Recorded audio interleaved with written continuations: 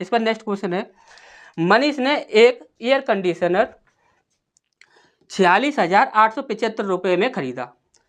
इसके मूल्य में 8% वार्षिक दर से मूल्यह्रास हो रहा है। क्या हो रहा है? 8% प्रति वर्ष की दर से मूल्यह्रास हो रहा है, यानी कि मूल्य में कमी आ रही है। 3 वर्ष बाद एयर कंडीशन की कीमत क्या होगी, ये हमसे यहाँ पर पूछा गया कि 3 वर्ष बाद, कितना बोला है? 3 वर्ष बाद। अब यहाँ पर देखिए, हमने बोला कि यहाँ पर कितने टाइम की बात कर रहा है? 3 वर्ष की बात कर रहा है। तो 3 की बात करें, 20 की बात करें, 25 की बात करें, कितनी भी वर्ष की बात कर दें, हमें इससे कोई भी मतलब नहीं है। हमने बोला कि परसेंट कितना दिया है? 8% दिया हुआ है। कितना परसेंट दिया हुआ है? 8% दिया हुआ है।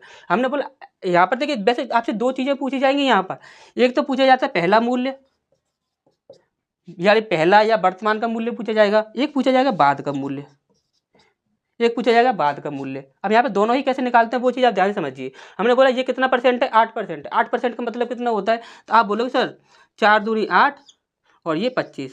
8% का मतलब इतना होता है 2/25।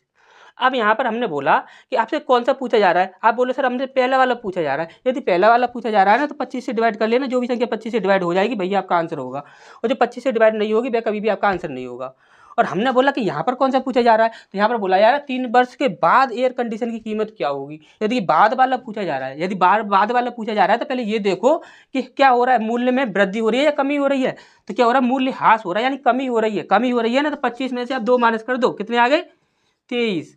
कितना बन गया? 23। अब जो संख्या 23 से डिवाइड हो जाएगी भैया आपका आंसर होगा, जो 23 से डिवाइड नहीं होगी वह कभी भी आपका आंसर नहीं होगा।